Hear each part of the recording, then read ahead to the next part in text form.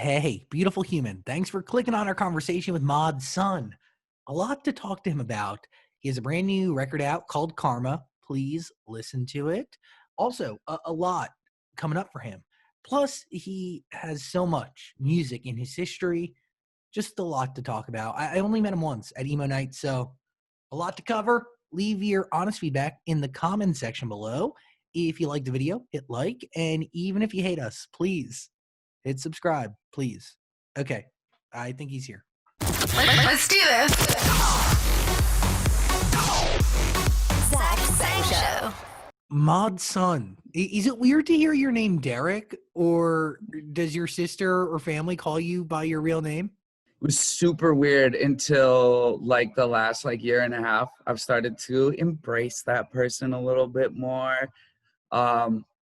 I think it's I hated my name growing up, man. I'm just gonna be honest. I absolutely hated it. The reason is that it says ick in it, Derek. And like my name isn't spelled with an ICK, right? And I couldn't stand hearing Derek my whole life growing up. I hated it. And so I just changed it to Mod, and I hated hearing my name forever. Like I wouldn't tell anyone. I just started really embracing my past. You know what I'm saying? I really did. What changes in your present to embrace the past? You know, just like getting to the root of trauma. Therapy is a great thing. I've changed my life so much in the last, I wonder how many days I am. I haven't done drugs or drank alcohol in, let me tell you, let's see, 534 days. Damn. So 534 days. And I mean, that was the start of the change of everything. It went from like AA to church in a way, and faith, and like being reintroduced into, and in my life has been God. And then therapy, you know, and like talking about just, man, it's really wild how almost all of us in this world are like carrying around this suitcase filled with all these things that we don't necessarily own, but like all this trauma that we've brought along with us since we were a child. I'm very, very, I had a really heavy suitcase. Let's just put it like that. And I didn't realize it. I didn't realize the extent of it not being my fault to feel certain ways and have certain, you know, when you get to the root of trauma, it's almost like the things that have been quote unquote issues in your life become part of like your superpowers, you know? You publicly for a very long time had this very positive music persona. Mm-hmm. Was that covering up or trying to, I don't know, kind of, maybe cover up's the wrong word, but like make up for what the baggage you were carrying around? Yeah, I mean, to put it bluntly, like, yes, that's it. It's also like the, you know, it's really closely related to the whole like comedian kind of thing, you know, where inwardly you are extremely different from what you give to the world, right? Yeah. And I'm an art fiend, man. Like art is the only thing that really turns me on in this world of so many mediums. But I looked at everything as like a somewhat of like a giant art project or a movie, or thinking of the things that I admired about all my heroes and bringing those things into my life instead of bringing the disturbing parts, let's say, of them, trying to bring all the positive things about them. The 27 Club, those people are like, they're all tattooed on my arm right here. You know, they're like my damn heroes since I was a kid. I really tried my hardest to make it past 27. Thank God I did. But I wanted to learn from them. And I tried to make a superhero, man. And like, I don't have any qualms about it. I think that it's important. Reinvention is important. And the way that it happens is I mean, you could never really plan out how it's going to happen, but it wasn't so much of a cover up of trying to be like a fake person. But it was really man, I got obsessed with how manifestation worked. I got obsessed with the law of attraction. I got obsessed with all these isms of how to make life super positive. That, yeah, I focused on one side of the game, man. I focused on one side, and I was like, there is so much sad music in the world. There's so much heartbreak music in the world. I mean, for the first like half of my career as Mod Son, like I didn't write a love song, right? Like I didn't write like a song about like being in love and girls. It was really like this message that I felt wasn't really being portrayed. But yeah, at the end of the day, uh, like making terms with my past has been probably the biggest catalyst to me making the best music ever. Well, of mine. that's you go from essentially channeling, you bring up the 27 Club and you take the best qualities of all of them, and then that combined with manifestation, and you're essentially creating. Are you offended by hippie hop? Like, does that term offend you, or like, how does that make you feel? That's so funny, bro. I love you for that. Wow, thank you. At times it would have, now it doesn't. Like, dude, I'm like, I think part of it is embracing, bro. I'm 33. You know what I'm saying? Like, I'm not gonna be that dude that's like unrealistic and stuck in being like, I'm a kid forever, dude. I don't want to be that guy. Like, I like growing up. But like for a while, yeah, I was like, man, all these like things that I did to brand, and I'm a changing person, constantly evolving. But one thing I hate is like, I don't like artists that refuse to play their biggest song. You know what I'm saying? Like, I don't like those artists, dude. I don't like artists that hate on their own music. So like, even if there's something in me that would want to, I don't think that's right, man. I really don't think that's right. So like, you know, I am now proud of songs. I have like Stoner Girl that for a while I was like, God, like it's so corny or something. You know what I'm saying? But now I'm like, man, that was a younger me, dude. Like, Was that like a more, I don't want to say positive, but like rose-colored glasses version of you? Like, yeah, I mean, I think I've always, I mean, I'm gonna be honest, like I don't think I was ever like fooled, right? I was never like fooled by like, oh, life can be perfect. I was really going at this like, bro, I'm gonna tell you right now, straight up, there's no professional athlete in the world that the first time they picked up their tool, they were amazing at it. It just doesn't happen. Okay. So I've always known that like happiness is just like sport, dude. It's literally the same as a sport. And I've always been like, if you can't somehow figure out how to like control your mind, I feel it. And I don't want to mean this in disrespect because the mind is, I get it. But if you can't start to learn how to control it, there's a sense of weak-mindedness there. I mean, just believing that you can, whether or not you can, is a strong-minded person to me. So like, you know, I like to think that life has been, you know, I didn't have like this easy come up of being a child, and I didn't come from no rich family. I didn't come from none of this like furthest from Hollywood possible, bro. The fucking Midwest suburbs, you know what I'm saying? And like I did, it was really just a choice, man. And at a certain point, that choice, I felt like I made my imprint. I really did. Like, I feel like I brought like, and again, dude, as I've grown up, I'm really trying to humble myself, guys. Like I really am.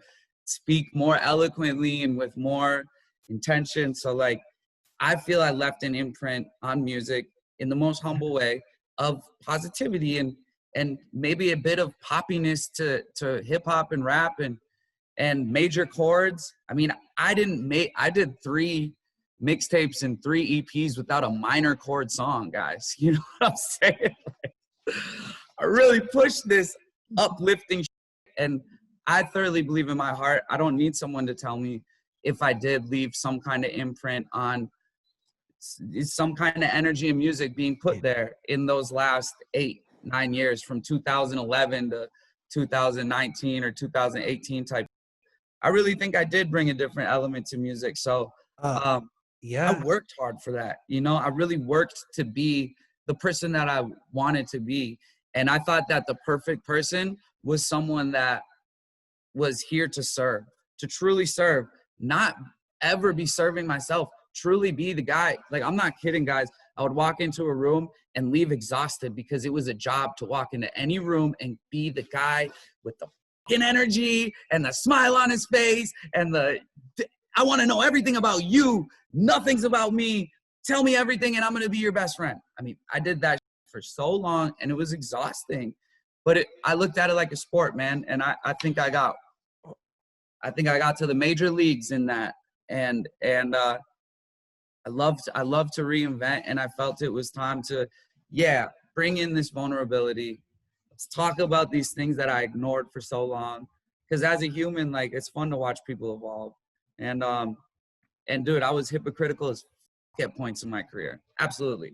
Just being like, dude, you got to be happy all the time. I pushed off so many relationships, so many friends. I'll never forget a moment where, like, one of my best friends way back in the day in Minnesota, his friend got shot. Horrible thing. And he came to the studio that night. This is how much of an asshole I was in my positivity. He's all sad, and I'm like, not in my studio, bro. You got to put a smile on your face. And that's up, right? Wow. I should have been giving him a hug. I should have been saying it's okay to cry, bro. Like, I got you. But I was like, life is a gift, motherfucker. You're here, you know? And I'm not going to say that was right. But I will say that in that time, in my mindset, that was right. It was about celebrate life, celebrate that you knew your friend, and you wouldn't trade those memories for anything. So being sad, you got to know that person. That's all you got. And I don't think that's wrong, but I do think that missing the human experience is just terrible. Well, because it could have also given you a whole different record, right? Like, if you could have let the room go in a whole different direction, like, who knows what could have come out of it, right? Absolutely. Well, I got to say, where we are now with Karma, I think it is phenomenal. Thank you. I love it. They sent us the song, and I played it, and I never say these type of things, but, like, I actually, like, the hair stood up on my arms. I got goosebumps. I felt like I was back in middle school and high school listening to pop punk. I think it's incredible. I love it so much. Dude, thank you. Seriously. Thank you. Yeah. That feels really good. You guys are the first people to have given me some input back because no one's heard it really yet. So that's amazing. Thank you for that, bro. I got to hit pause real quick to talk about trains. I know it can be frustrating if you're running late or if you're in a hurry to find yourself at a railway crossing waiting for a train. And I get it. Like, the signals could be going and you could be thinking to yourself, maybe I'll sneak across. I'll make it. No, don't do that. Even if you feel a bit tempted to try to sneak across those tracks, stop yourself. Don't do it ever.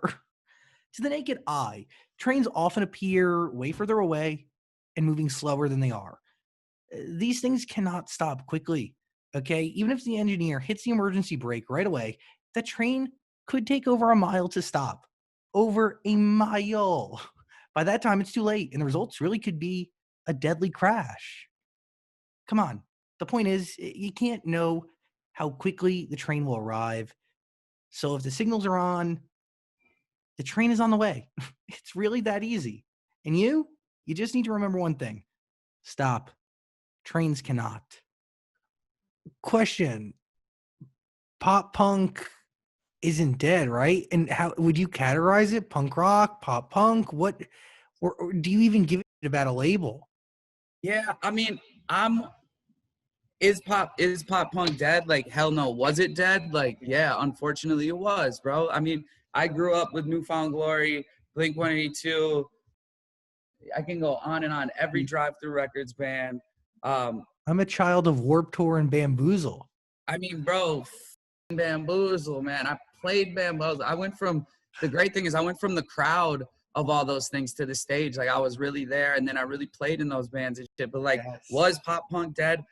Yeah, I do feel like it was. Unjustly. Should it have been? No, I always felt like that music was special. But I don't know if it was being I mean, that happens to all music. That's just what it is. Music comes and goes, man. And, like, thank God it came back. That's all I can say about that. And shout out my brother Kels for pushing a new era of it. But that being said, it was still being made that whole time. So it's definitely back.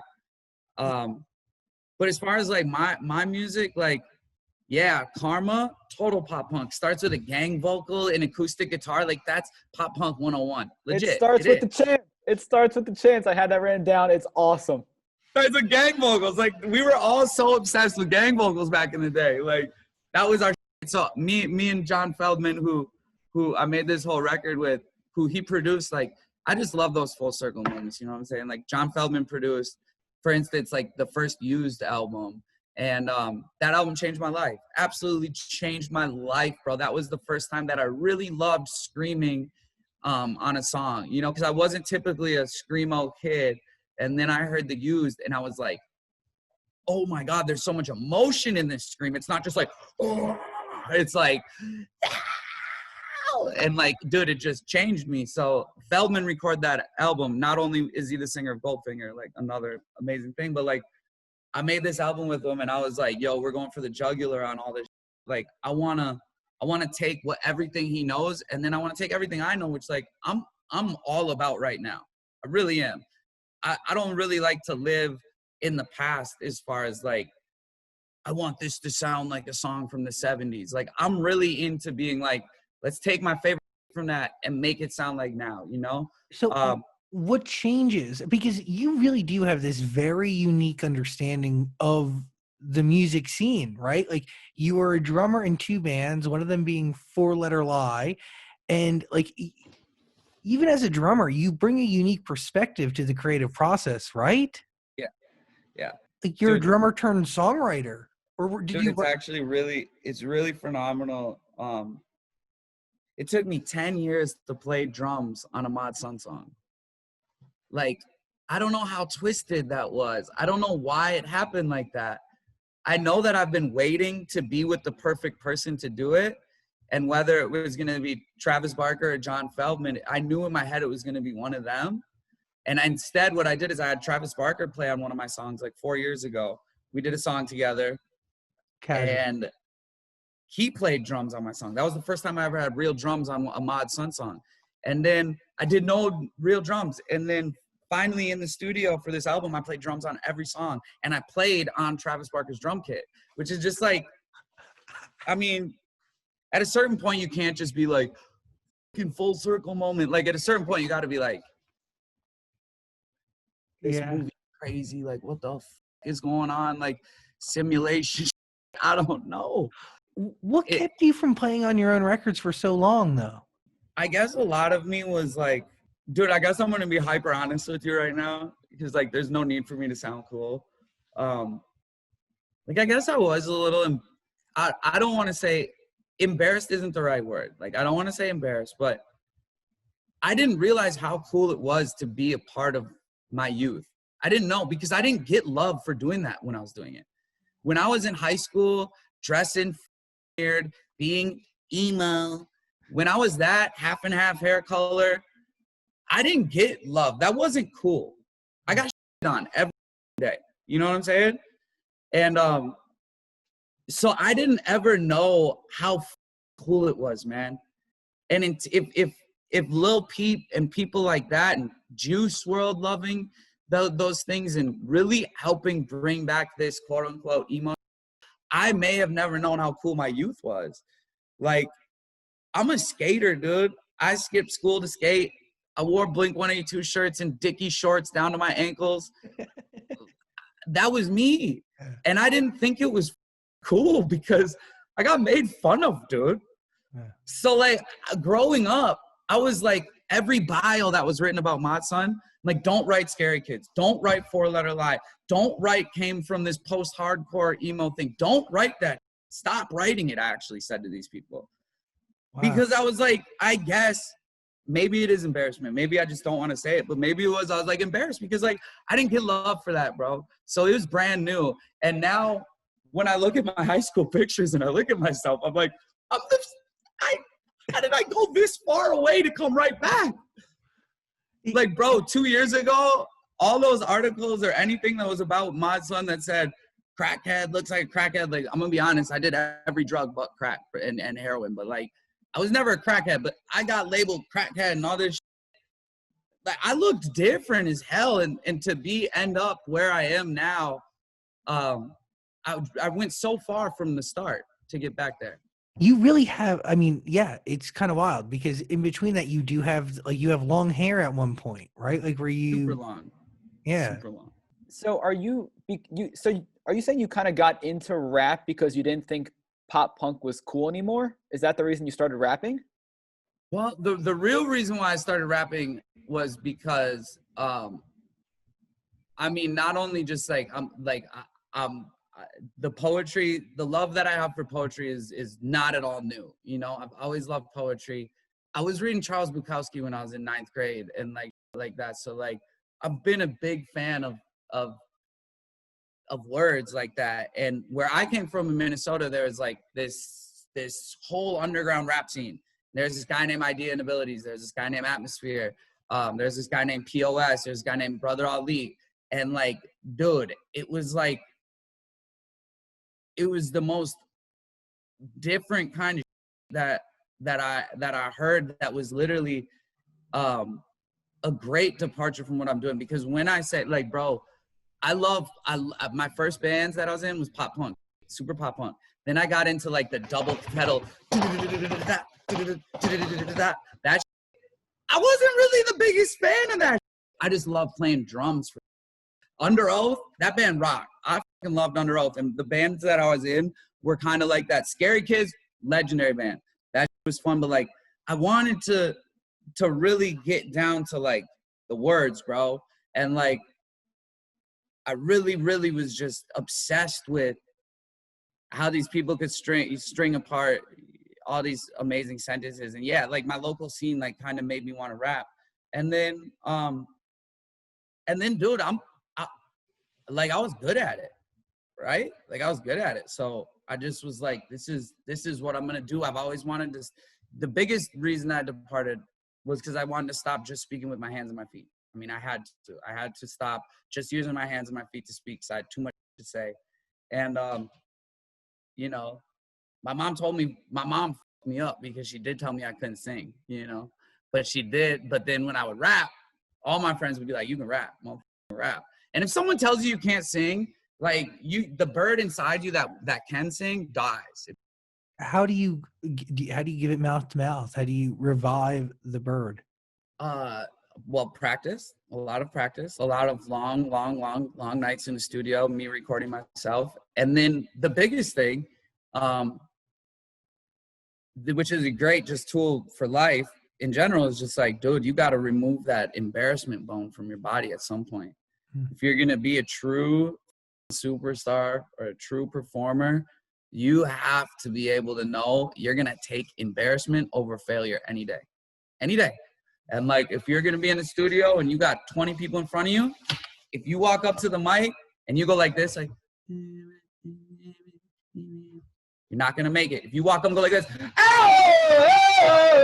it's like, all right, let's go. This is going to give it all we got. Like, I'm going to take embarrassment every time. And once I realized that, I was like, tell me I suck, bro, because I'm going to figure it out.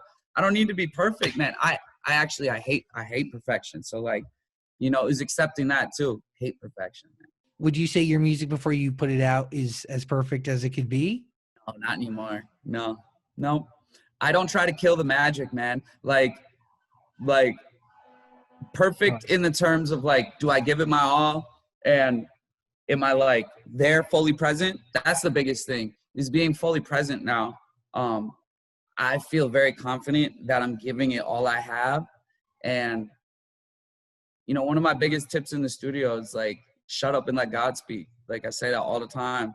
And I'm just like, man, shut up. I'm just going to go in there and like, let it happen. Stop it. Just stop thinking and create.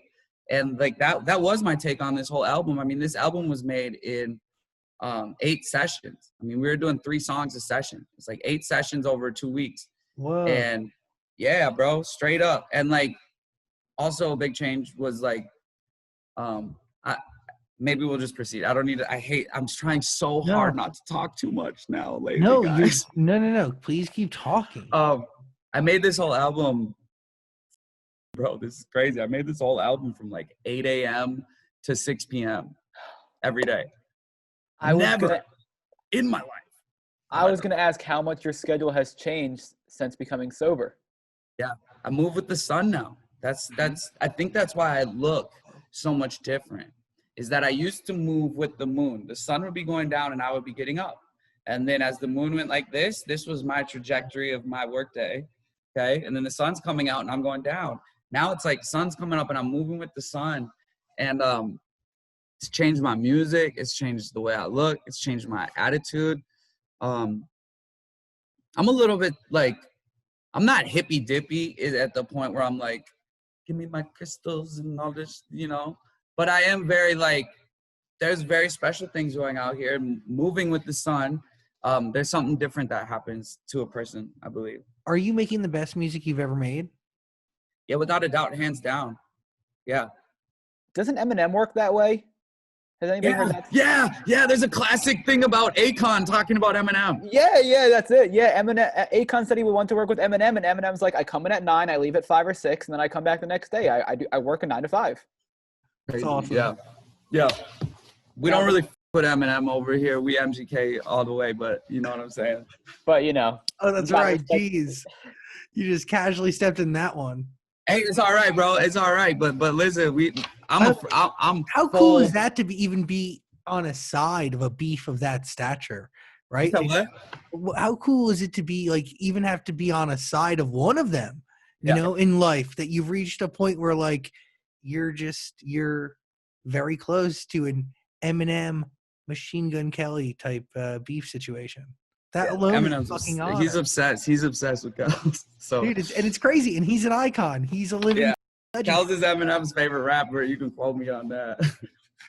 I want to know how and why pop punk becomes the right vessel for the stories that you want to tell, because obviously rapping is where it starts, right? It starts with your hands and your feet, then it moves to rapping, and now it's moved to a totally different thing. I think my album as a full, it's not really a whole pop punk thing. There's definitely the idea of pop punk again is very major. It's very upbeat and major chords. Alternative music is mainly the difference between those two genres, if anything, is the difference between major and minor in a lot of ways. So like a lot of my songs on this album are actually like focused on like a minor take on songs.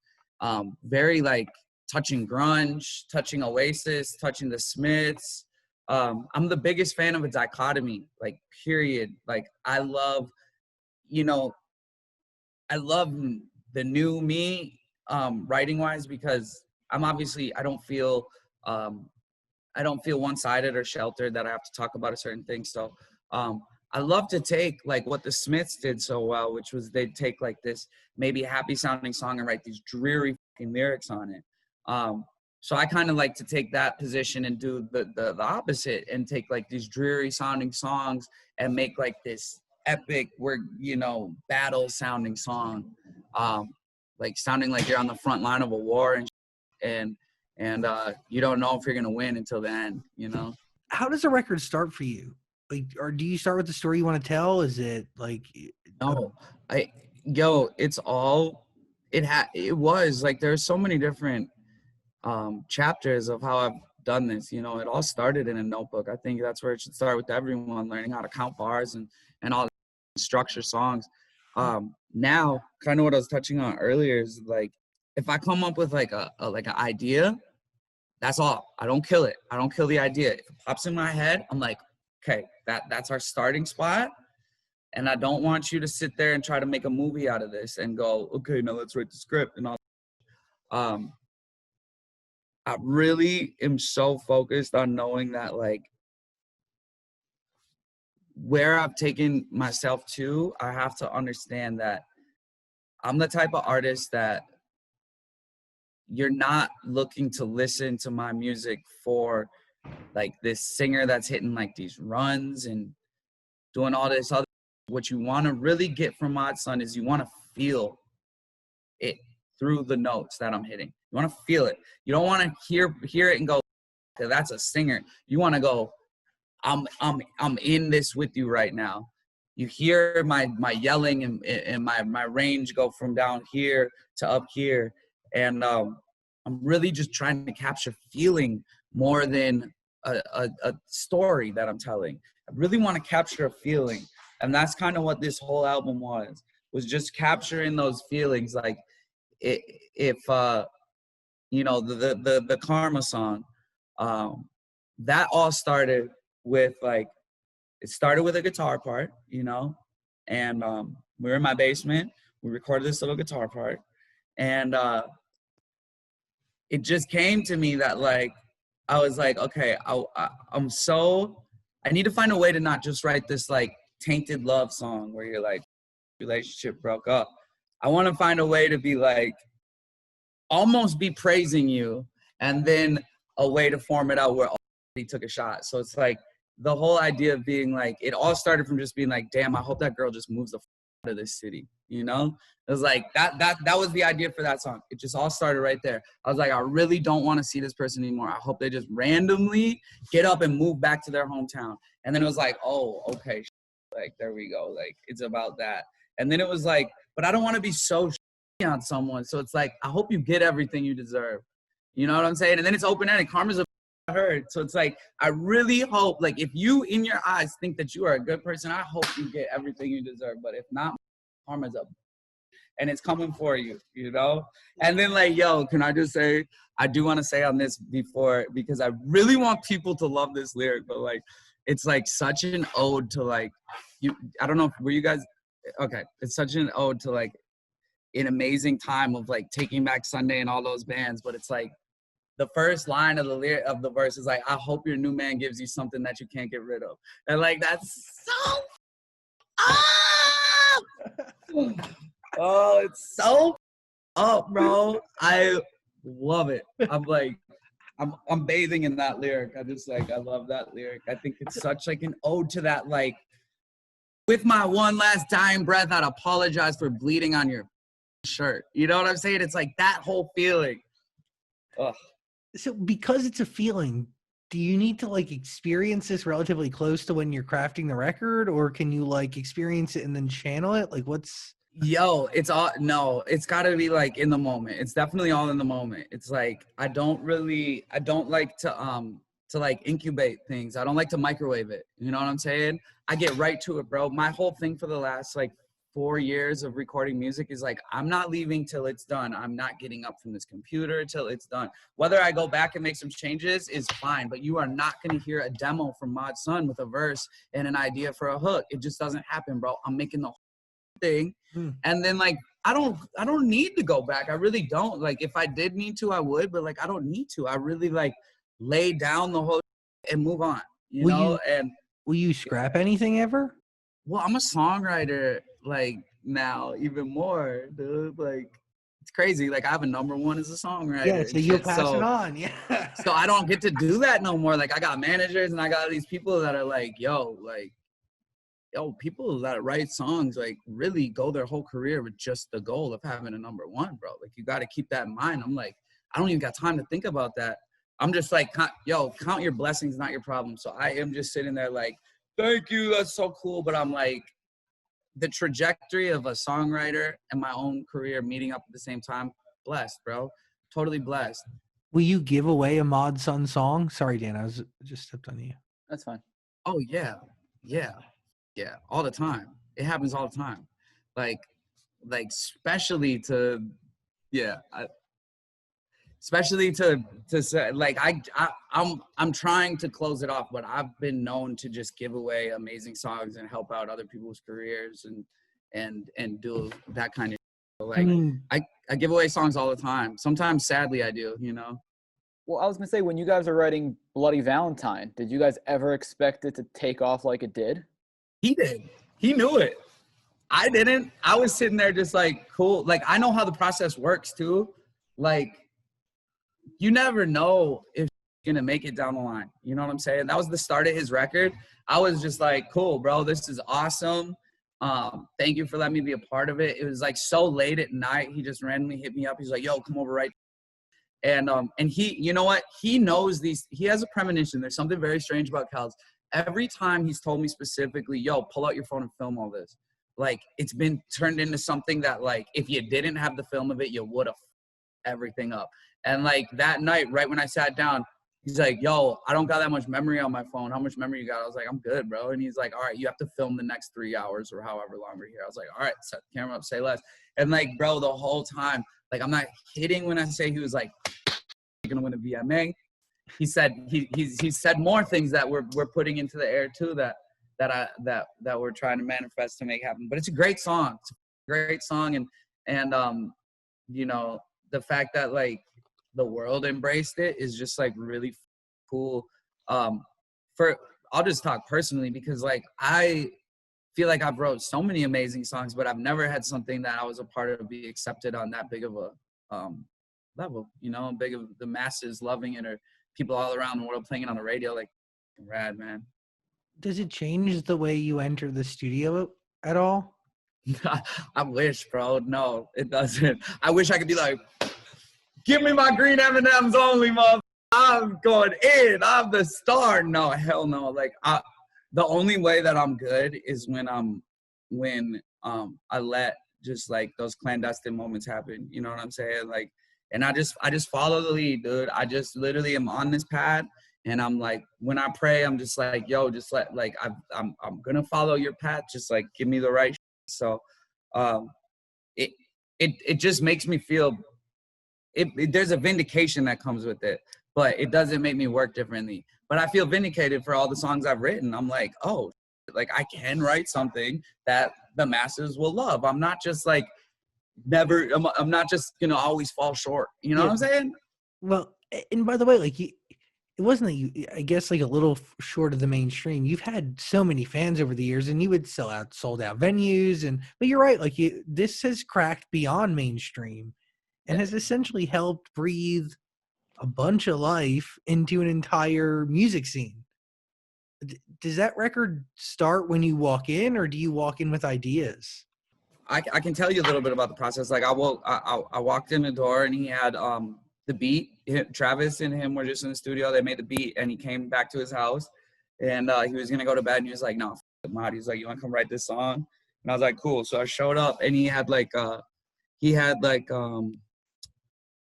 so you know, a lot of it's Kells writes about the night before. You know what I'm saying? He's that kind of guy. He writes about the night before. He'll literally tell the story of it. So he was like, let's play pretend, treat this night like it'll never end. And the one other line about like I gotta catch a flight, can't stay tonight, I gotta catch a flight, whatever.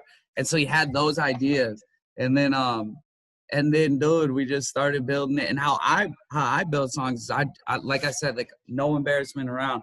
I just sit there and like, so for instance, like that, like the melody for the verse, like the simulation just went back, sure the best I ever had. Like, so that would have started like this, like na na na na na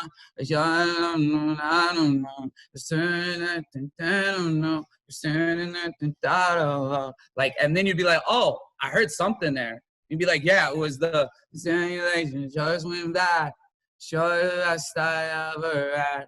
And then you're like, I see it like stairs. So I always am like, if I'm building a verse, like, I think it's right to go down the stairs again. So the simulation just went back, but you're the best I ever had. Like handprints in wet cement, she touched me, it's permanent. In my head, I couldn't hear anything you said, but in my head, I'm calling you girlfriend, what the f***? And I don't do fake love, but I'll take, right? So it's like you're going up the stairs and you got to see it like, that to know how you're going to make the most tension build up to triumph and, you know, build a hook. And I remember when that song first dropped, I texted so many of my friends that I went to high school with, and I was like, dude, guys, you got to hear this. They nailed it. I said, they're bringing it back, and they nailed it on this song. Yo, Kells is a visionary, man. Like he knew it. He wanted like this crazy bridge. Like the song was done to me without a bridge. I'm like, Kells is a fucking bridge guy. He loves these bridges, bro. And like, I think that like brought like a whole other life to the song. And like, yeah, man, it's special. But I had no idea. I literally had no idea. I really didn't. Now you guys are taking the Tickets to My Downfall album and turning it into some sort of a movie, right? Yeah, like that's where I'm legit at right now. Like I'm in this big editing studio right now. I've been in here 12 hours a day for the last 10 days, bro. It's like, it's crazy. But yeah, it's a full feature. Yeah, so it's like a full-length movie, and like real actors in it, and bro, really next level. I couldn't do it justice It's crazy. if I told you. It's like a new style of a musical, but in the most really punk rock, timeless story, also touching like Greek tragedy a little bit, you know? I don't know if he said this, but no. It kind of just touches like a whole syndrome of a tortured artist, you know? And what is your role? Are you directing, editing? I mean, Yeah, no, shooting? me and Kels wrote it. So we wrote it. We've been writing movies lately. This is the second one that we got to write, but we Casual. wrote it. And then we both directed it. And then we're not the ones with our hands on the computer doing the chopping, but we're in here editing it with them. Kels has got a hell of a job right now because he's editing while shooting movies, and he's crazy. So hardest worker I know, but yeah, bro, it's gonna be a really special thing, and just like the duality of us together is great because it's like I'm like purely like you know the movie Beetlejuice. Yeah. That's what the inside of my mind looks like, is those sets, right? Kels is very theatrical and critical and amazing with dialogue and direct. He's been on so many sets that he's great with directing dialogue. And it's just like a really duality of these two worlds that we see in our head. And dude, it came out amazing, and I just can't wait, dude. I mean, I saw photos of the two of you when you were very, very young. You've known each other, I mean, a long time. Do you remember when you first met? Yeah, I remember the exact moment. There's like a photo of the exact moment that we met. Yeah. We met on Warped Tour 2011 or 12. Yeah. Cool. I mean, and that was when we met. So I mean, like, yeah, we're almost at a decade of friendship together. We were friends the second we met, the absolute second we met. And then, man, we've gone through every chapter you can go through together.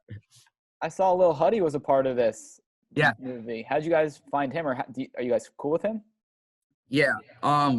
Well, yeah, we are now. Like after the movie, we all obviously you get like a special connection with people when you're on set with them for a number of days.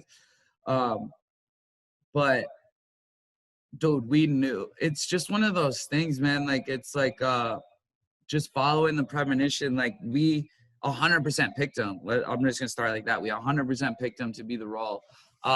We had a couple other people in mind as well. And like everything was telling us that like he was gonna be the first off, I can tell you why I personally wanted him for sure. It's because like I was like, yo, I'm obsessed with clothing, and like I love like being creative director and wardrobe and all that. I was like, I can dress this kid like amazing. You know what I'm saying? I was like, I can make him. That was my big thing. I was like, I can make him look like the character 100%. I can, Kels. And Kels is like, he's got to be able to act, man. Like he's really got to be able to act. And Kels like really put him through like a little bit to make sure he could. And like, dude, this kid's a natural, 100% a natural. This is gonna start a whole. If he chooses to, this will start a whole career for him in acting. He's a natural. I don't know if Kels has said the other lead, so I'm not gonna say it. But it's a huge actress, and he stood his own toe to toe to her. Yeah. I mean, I feel like the obvious guess would be Megan Fox, but I don't. I feel like it's not. It's not. No, you can't. But good guess. You can't poop where you eat. Trust me, we do way too much with all that. Yeah. We got a whole new phase. We gotta keep it close. I mean, so he directed the Karma video. Yeah. Machine Gun Kelly. Is it you go from partners? I mean, you're still partners in that moment, right? But you trust his vision, and if he gives you direction, you have to take it. Do you push back? Have to. I mean, yo, this dude's process is one of a kind. Okay. He's a one-of-a-kind dude when it comes to this process. You can ask anyone in his life, like, that works with him. He's got a one-of-a-kind process. And so, like, this is like a role reversal for us because I've directed videos for him. So we were just like, yo, basically on this journey, I'm gonna be honest with you, like on this journey of dropping this new album, Kels is my best friend in the whole world. Like, he's my absolute best friend. And he sees me a different way than all of you, everyone out there. He sees me a different way. And he's very vocal about this. He's like, I need the world to see you through my eyes. This has to be a different moment. This cannot be the same Mod Sun video. This has to be something, because he's like, why the f would I direct it? You're an amazing director. Why the f would I come in and just do something that you could do? Like, I'm taking you in a different route.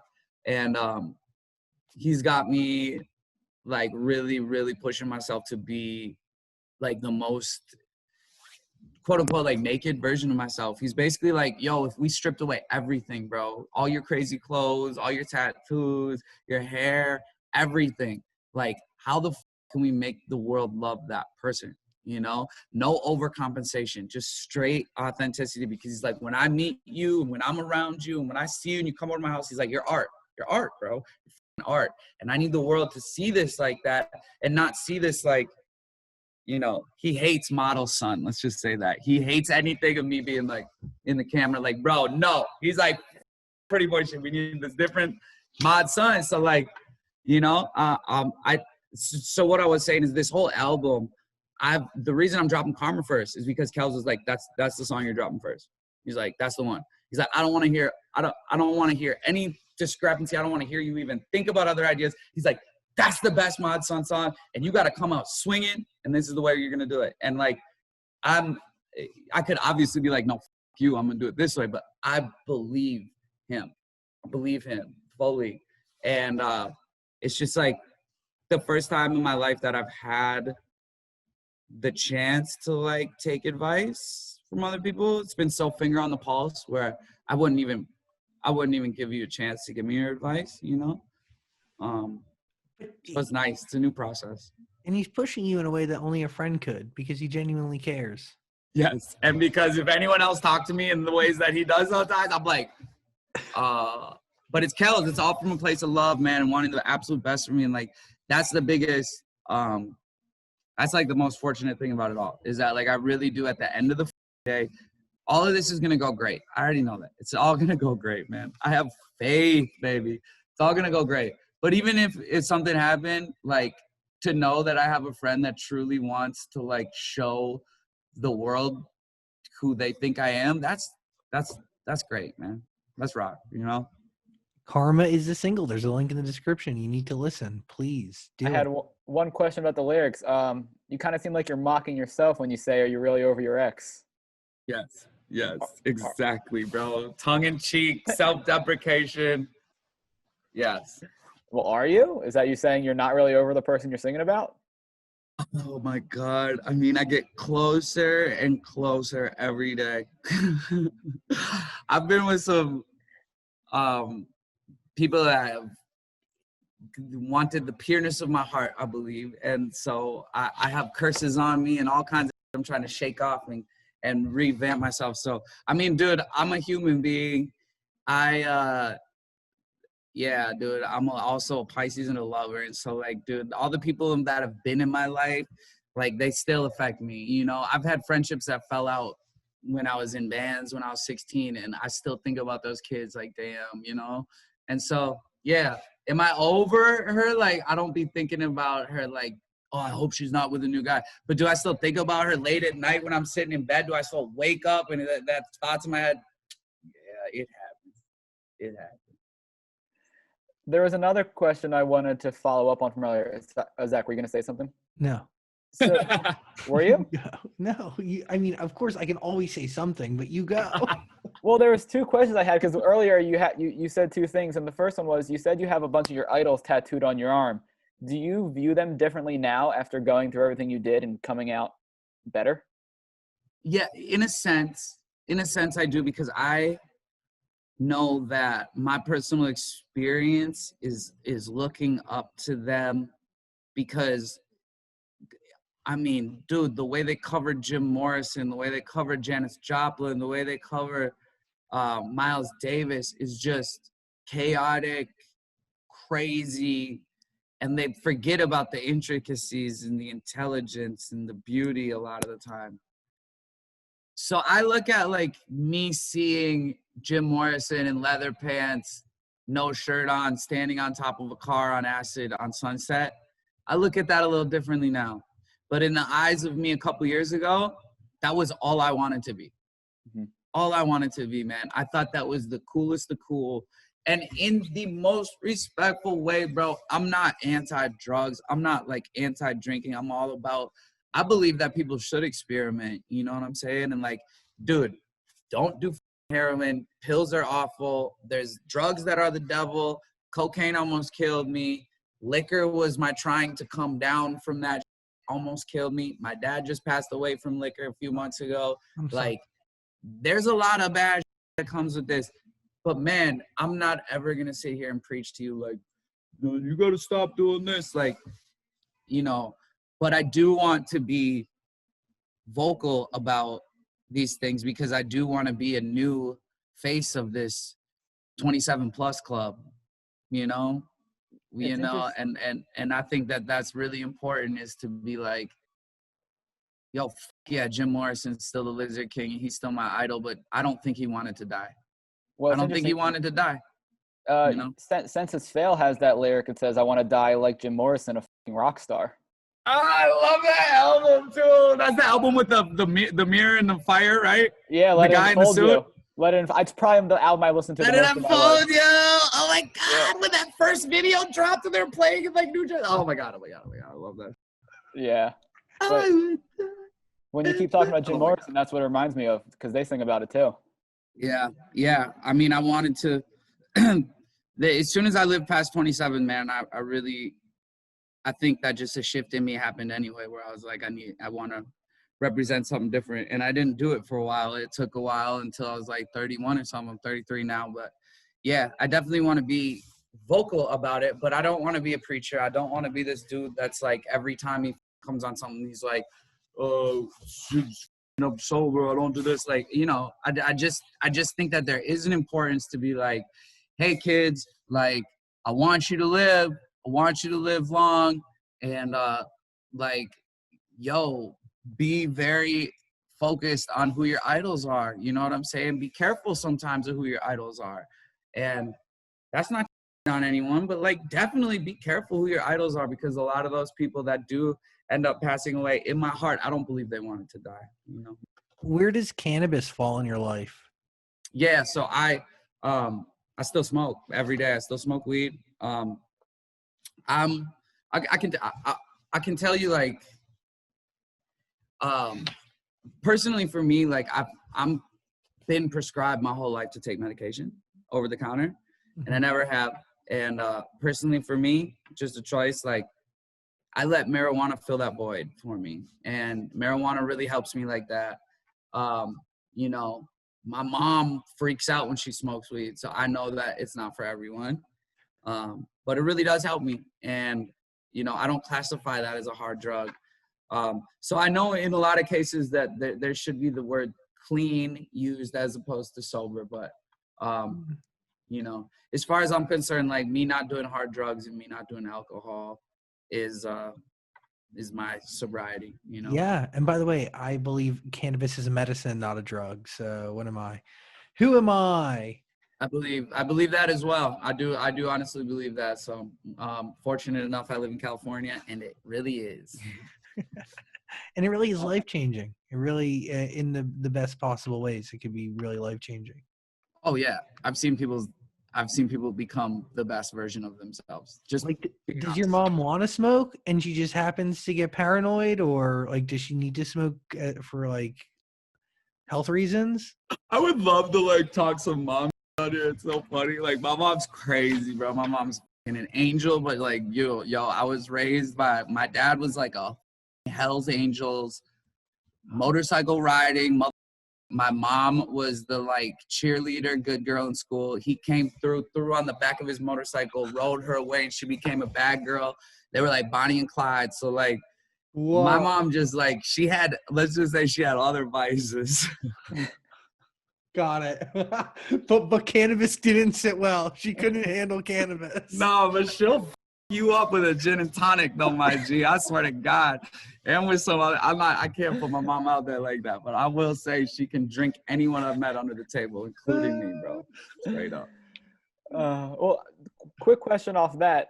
How do you still party and go out and you surround yourself with people that may be doing those things and stay clean? Off and on I have nights, you know what I'm saying? I mean, I don't know. Like I have a chemical imbalance in my brain that like I obviously know that like when I'm getting into certain moods, like there's things that are gonna affect it and make it worse. So like I definitely lately, because I don't want to slip up, this doesn't get necessarily easier, to be honest. It really hasn't for me. It's not like all of a sudden it's just like easy as like there was times last month where I was just like really, really down about not being able to leave my body. You know, I felt so stuck in my fucking body, guys. Like I just wanted to get out.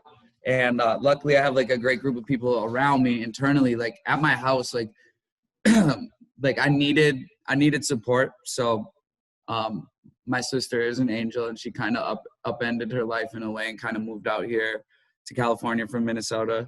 And then I have two of my I call them my sons, man, who are just with me everywhere. I have a great three people that are almost, one of them has to be with me at all times, basically. And they just like are there for me if I'm feeling a certain way, because they can tell my vibes change. So it's hard, but I push myself to be the person that's able to tell you that like, yo, you're going to reintroduce what fun is into your life. And like, I don't go into these places with the idea at all, like, oh, this would be more fun if I was up. I actually forget about it now. A lot of the time I'll forget that like I even drink. I'll wake up in the morning, almost every morning, and forget that I drink coffee, you know? And then I'm like, holy shit, I get to drink coffee. Let's go. Like I forget and I get in there, but, I want to be, again, a face of someone that's like, yo, you can totally manage to do everything that you did before. You can be in the room. Someone can fucking line up a damn chop down an 8-ball and you can sit there and be like, not judge them. You can. You absolutely can. Is it a challenge? Yeah. But what's life without that, bro? What is life without that, man? It's like, I want to be in the room with these. I mean, I want those situations. I applaud them because I go home feeling like, damn, bro, you are reinventing the rock star, baby. Like, let's go. I'm out here slamming Shirley Temples more hyped than all these motherfuckers. I swear to God, you'll see. I'll be down there on Hollywood Boulevard. I'm standing on the chairs, slamming Shirley Temples, getting everyone in that motherfucker hype. They're all slamming whiskey sitting there like this, drinking tequila like this. I'm like, I'm good, you know. But I have a tremendous amount of respect for you. Really, seriously, you are reinventing the rock star, and it's pretty awesome, dude. Thank you, bro. Appreciate that. Do we have a date? Do you have a date for this album? I do. It's before the end of the year. Whoa. So we're 100% getting it before the end of the year, and once Karma comes out, which depending on when this airs, it's out or coming out. Yeah. October 30th, it's out, basically a Halloween release. What up? Once that starts, dude, the music's going to keep coming and the visuals are going to keep coming. And everything is focused on this like rollout to be all the things that I've missed in the past, you know, all the little elements that I forgot to cover, all the not going there's a way that I want to do this content, man. Like I say movie every day 1,000 times a day because like I really think that like everything that I put out is like a part of this giant story, and like I really want my VH1 behind the music to be fire, bro. So like I'm like, you know, hyper focused on figuring out the best way to be that dude that's releasing the content for you, but doing it in like this artistic, cool way. And yeah, I'm just excited to get this going, but the album's going to drop before the end of the year. Songs are going to keep coming. There's going to be a link in the description to Karma. And just so you know, I Remember Way Too Much is one of my favorite songs. Great record. Bro, you remember hanging out at emo night that one night? Yeah, I do. That was the first time I met you. Bro, hey, I got mad love for you. Like I was actually having a conversation with my boy the other day, and I was like, one of my sons, he makes music too. I'm gonna send you his link. He's obsessed with you, bro. He's watched everything you've ever done, literally. So when he's like, "You're going on Zach's thing? Oh my god, it's like a rite of passage." And I was like, dude, I know. I really think you're like a one of one like journalist out here. I think you actually give a about being like a journalist, and I think that's such like a lost art, bro. For real. I think that you're like a great dude. I think Howard Stern would you. That's what I'm trying to say. Who's one of the goats? You know what I'm saying? Yeah. I'm sweating. My palms are very sweaty. But I say thank you. And yeah, thank you so much. Howard Stern is my hero, and I listen to him every day. Baba Booey, Baba Booey, Baba Booey.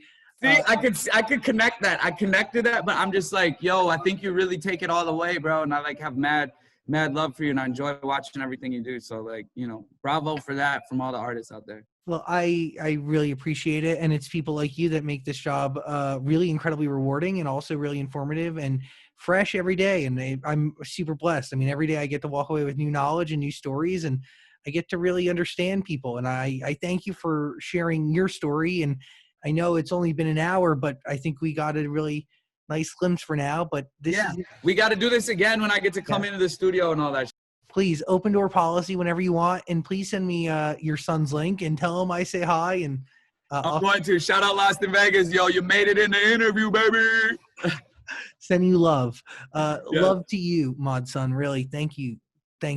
I appreciate it. Thank you very much. Thank you to my team for setting this up too. I'm really grateful for all of them. Shout out Dave Beam. Shout out Jimmy B. Shout out my sister Danielle. I love you all. My managers, all that. I just have to do that now, bro. I love it. I love it. You keep thriving in your energy. Yeah. Thank you for sharing it today. And you made my day a lot brighter. So I appreciate it. Love it, bro. Thank you for doing this, everybody. Karma is coming. Mod Son, album coming soon. I love you all. Hey, next time we'll come on and I'll tell you the album name, dude. It's crazy. Oh, please. Yeah, open door policy whenever you want. I'll talk to you soon. Love you, dude. Thank you. Bye. Later. Bye. Hey, beautiful human. Thanks for watching our full interview, but I get it. Like, a full interview is a lot. So we got a clips channel. We don't expect you to watch the full thing anymore, so we just gave you the highlights. Please subscribe and notifications and all that stuff. Okay, cool. I love you.